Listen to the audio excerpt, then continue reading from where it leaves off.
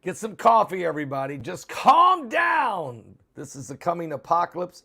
I'm Pastor Paul Begley. This is a YouTube version of the apocalypse, and we are in the last days.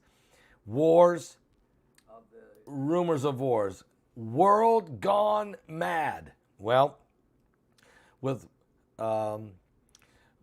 rockets, missiles exploding in Poland, killing 2 innocent civilians, while the G20 summit was going on. G20 summit going on in Bali, Indonesia, including the President of the United States sitting with the President of China, the President of Canada, Justin Trudeau, the Prime Minister of France, Emmanuel Macron, the new Prime Minister of the United Kingdom, Rishi Sunak. I mean, you got all the heavy hitters in there. And while that's going on, a missile slams into Poland. 100 rocket missiles, 100 missiles, precision missiles are fired all over Ukraine by the Russians. 7.5 million people lose power. 1 million people in Moldova lose power. And oh, by the way, the Iranians decide to use a killer drone and strike an Israeli oil tanker off the coast of Oman. Are you serious? Are you serious? Has this world gone mad? Well, what you need to do is get a soft landing for what the craziness that's going on. Go to www.mypillow.com/Paul. Use the promo code Paul. Guys, seriously, Mike Lindell's done a great job. He really has with his company, providing a great product at incredibly low prices. And he's even made those prices lower for you, for my audience, specifically for my audience. He has put together a special deal for you guys. If you go to www.mypillow.com/Paul and then use the promo code Paul.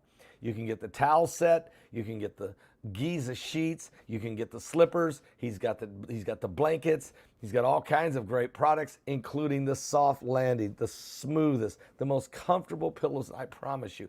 It's getting closer to Christmas time. Everybody in your family needs to have at least one of these pillows. Okay, so get some of these ordered, get them out there to your family and friends, and that's www.mypillow.com. I want to thank Mike Lindell for being a partner with our ministry. Okay, now, here we go, guys. Let's talk about what's happened here. This drone hits an Israeli tanker. Iran hits an Israeli oil tanker. This is huge news. This has actually happened really within the hour.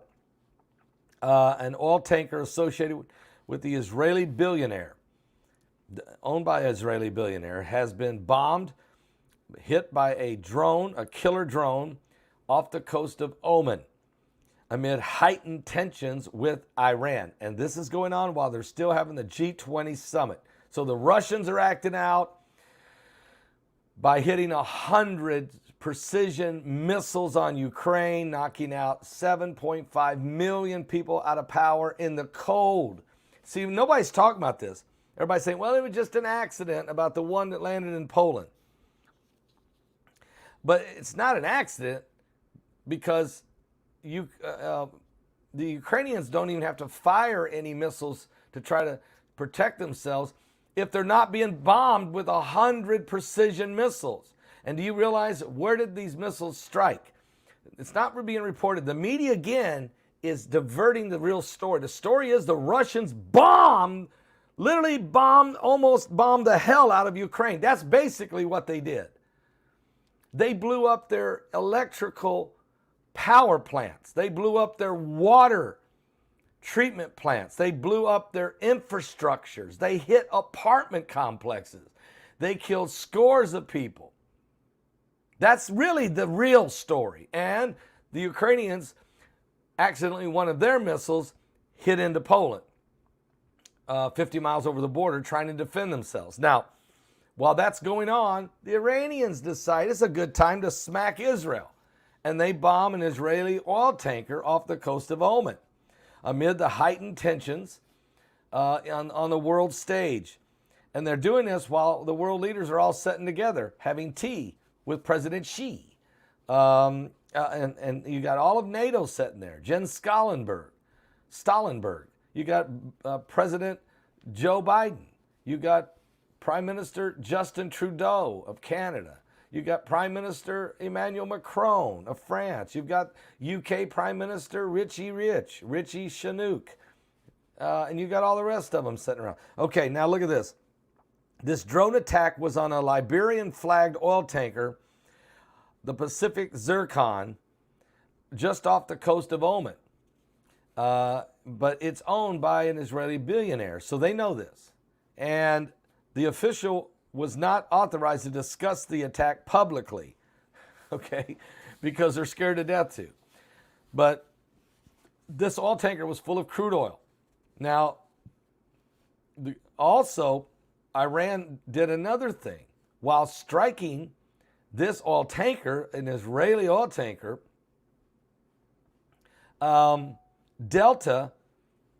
two Greek oil tankers that had been, one's called the Delta Poseidon, the other one was called the Prudent Warrior. These two oil tankers by Greece had been captured by the Iranians back in May. And the Iranians had kept their crew hostage and their two oil tankers at their dock, refusing to let these two ships leave. They finally let them go today. So they hit the Israeli oil tanker, but they let two Greek oil tankers go free. So it's like Iran is on one hand, they want to be praised for trying to play fair, but on the other hand, they're smacking Israel. So the seizure came after the Greece assisted the United States in seizing oil days earlier from an Iranian-flagged tanker. This is why the Iranians arrested or captured these two Greece tankers, because the Greece had helped the United States, who had seized the oil from Iranian oil tankers earlier, and this was in May. Why? Because the Iranians are on sanctions, and the United States had intercepted these tankers. So today's a very pleasant day for our sailors, said the nation of Greece, but a very unpleasant day for the crew members of the Israeli oil tanker. So again, we have wars and rumors of wars. Now, while no one wants to claim any responsibility for all this stuff, the Iranians and Israel have been engaged in a year-long shadow war in a very wider Middle East conflict, and some drone attacks targeting Israeli-associated vessels traveling around the region. The United States also blamed Iran for a series of attacks occurring off the coast of the United Arab Emirates. They did that back in 2019. Now, we know that the Iranians did it because these are Iranian drones, and they're Iranian-made. These are the exact same Iranian drones used by the Russians to attack and wreak havoc on the Ukrainian people. So we already know this. We know the Iranians sold a lot of these drones to Russia. Russia's using them on the Ukrainian population, on the citizens. And they also use the same drones on this oil tanker off the coast of Oman, this Israeli one. So this is the kind of stuff that's going on, guys. And another thing is about this attack, the strike came hours after the U.S. Navy announced it found 70 tons of a missile fuel component hidden among bags of fertilizer aboard a ship bound to Yemen from Iran. So the United States made a major seizure, potentially disrupting the Iranian-backed Houthis' ballistic missile program. There were 70 tons of missile fuel that are used for ballistic missiles that would be used by the Houthis in Yemen, which they use them against the Saudi Arabians.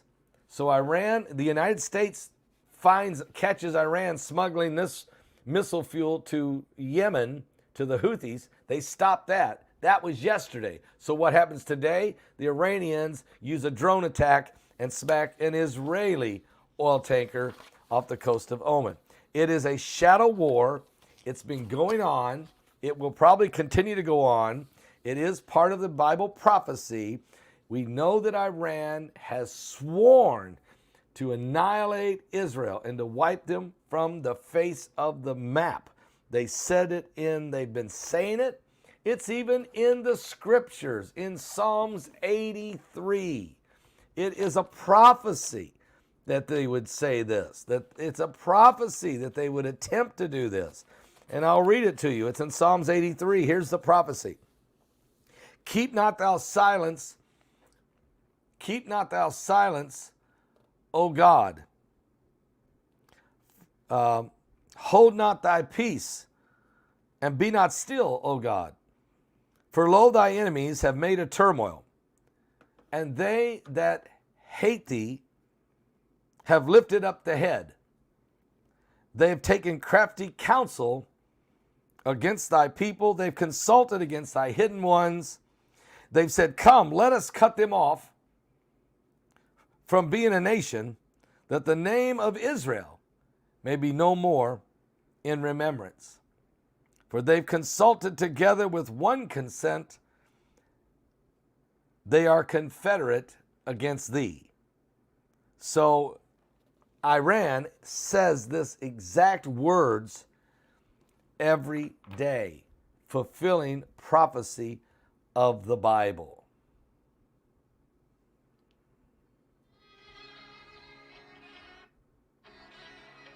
Yeah, I would like to play that song for you, but I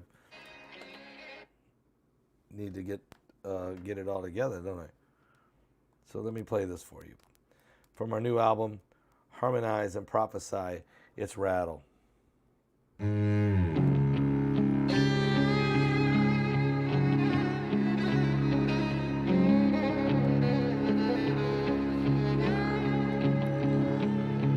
Prophecy alert.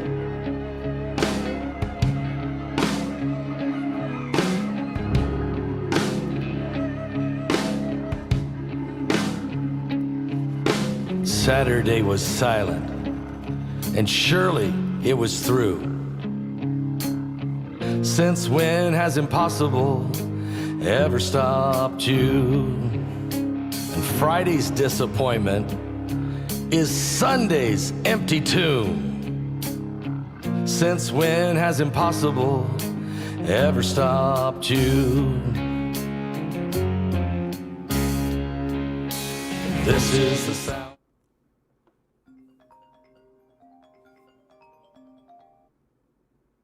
of our dry bones rattling. This is the praise, make a dead man walk again. Open the grave, I'm coming out, I'm gonna live again. This is the sound of dry bones rattling. Pentecostal fire, stirring something new. You're not gonna run out of miracles anytime soon. Your resurrection power, it runs in my veins too. I believe there's another miracle here in this room. This is the sound of dry bones rattling. This is the praise, make a dead man walk again. Open the grave, I'm coming out, I'm gonna live again. This is the sound of dry bones rattling. Ezekiel 37.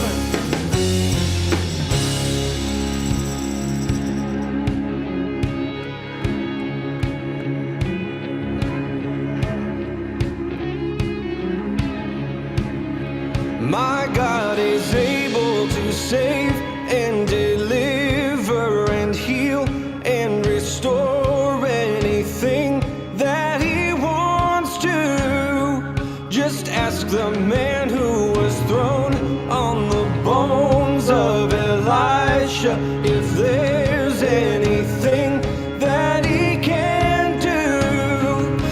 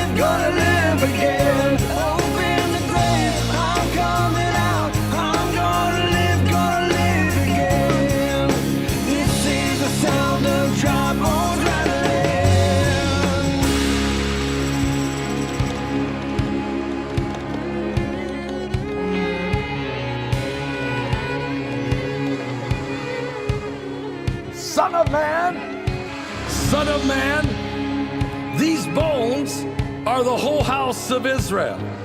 Prophesy and say to them, thus saith the Lord God, behold, my people, I will open your graves and cause you to come up from your graves and bring you into the land of Israel. Then you shall know that I am the Lord, and I will put my spirit in you, and I will place you in your own land, and you shall live. I will place you in your own land. You shall live, live, live, live, live.